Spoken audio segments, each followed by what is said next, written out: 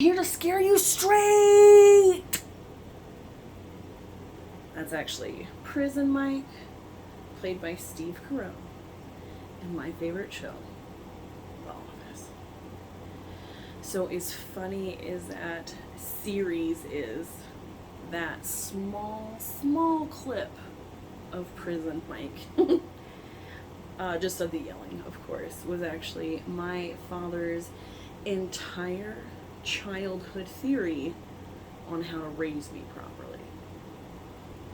When you watch A Christmas Story and the father goes into the basement to fix the furnace, and there's the long string of inaudible curse words that just float into space, that was almost every day of my life until I was 16. So I laugh back on it now, but it's extremely terrifying. But my father was from the Marine Corps. He was a single dad, and he firmly believed if you yell at it long enough, if you yell at it loud enough, and if you curse while doing the other two things, the problem will eventually fix itself. So fast forward to me having our first child, completely petrified, but the only thought was, I will never be like my parents. And I'm pretty sure that 90% of us out there have had that feeling.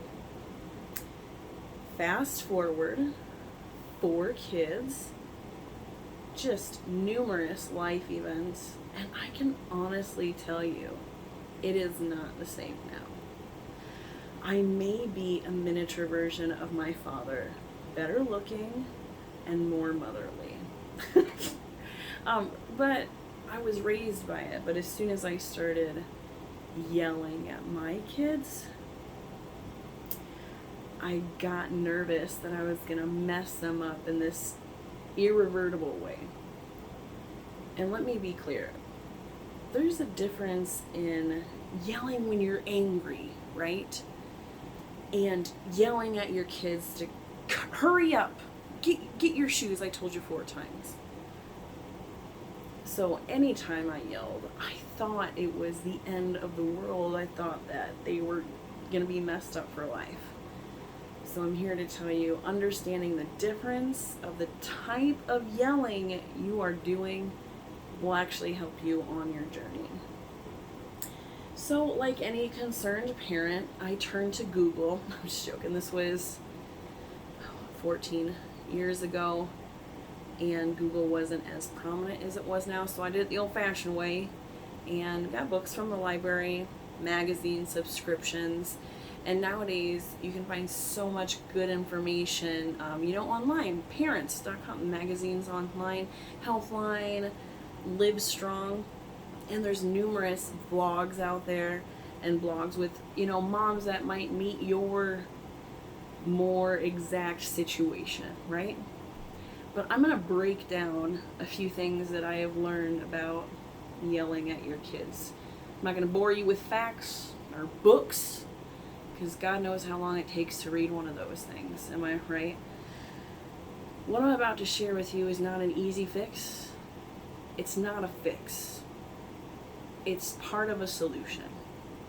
So bear with me. So 5 tips that I have learned that no matter what website or book that you go to, they really have the same things in common. And the first tip to avoid yelling at your child, regardless if it's for anger or trying to get them to get out the door, is stern and confident. So I'm pretty good at that, considering my father created this entire category. Does it work all the time? No, it does not. And it also depends on who you're talking to. You can't use the same tips for a toddler that you do for an 8-year-old or that you do for a 14-year-old. So when I say stern and confident, that's up to you. That's your parenting style. If you have a smaller voice, there's no way that you're going to be able to pull what I do off. But that doesn't mean that you can't be stern. Everyone does it in their own way. And again, when I was reading all these books and getting all this information, you just feel like you're the wrong parent. The bottom line is you're not the wrong parent. You're worrying about what you're doing, and these tips are going to help. So the second thing we're going to talk about is distraction. Pen, right? Pens, super cool. Babies, kids love them. So when I talk about distraction for a toddler, I'm talking about switching out one thing for the next. Now when I talk about distraction for a teenager, what I talk about really is compromise. With a 14-year-old, I'm not going to distract you from trying to sneak out of the house, but I will compromise with you on a curfew. The third thing, tip number 3, probably one of my favorite tips, is a timeout. And you're like, Cece, I hate giving my kids timeouts. They don't sit there. You are right. That timeout is not for that child. That timeout is for us, and we need it. It's the emotional elevator, right? The higher up you get, the more you are unlikely to make any good decisions. And take that to the bank, because that's not just with parenting, that's with business as well. Ground floor, floor 1, that's you, right? You start getting your heartbeat a little bit higher, you're floor number 2. After floor number 3, when you start talking fast and breathing heavy, it's time for you to take a time out. And I know that's hard when you're in the middle of discipline. I know it's hard to walk away. But I tell you what, taking, added bonus, a few breaths in another room while your child freaks out is going to give you time to bring that emotional elevator down to ground floor. That's when you're going to start making rational decisions, and that's what your child's going to respect you for. And honestly, that doesn't matter whether we're talking about a toddler or a 15-year-old. Tip number 4, and I encourage this with adults as well, is talking it out. And I'm not just saying, hey, what'd you do wrong? Let's talk about it. I'm talking about emotions. And it's important, regardless of age, to talk about emotions because it connects us to who we are as a person. And you may not feel that person has a right to be angry. Well, they shouldn't be angry. They're in trouble. It's their fault that they're there. It's true. But that doesn't mean that that emotion goes away. Just like us taking a time out, the child has some things to work through too. And the best way is through open communication. And it takes you to start that conversation. So we talked about distraction, and I said that was the teenager's compromise. So really that's the fifth one there, but honestly they're interchangeable. Just remember this, no matter what you read or what I say or what you hear or the videos you watch on YouTube, it doesn't matter what these people say. What matters is you. In 10 years, all this information is going to change. I mean, it was good to smoke cigarettes in the 70s. Come on, folks.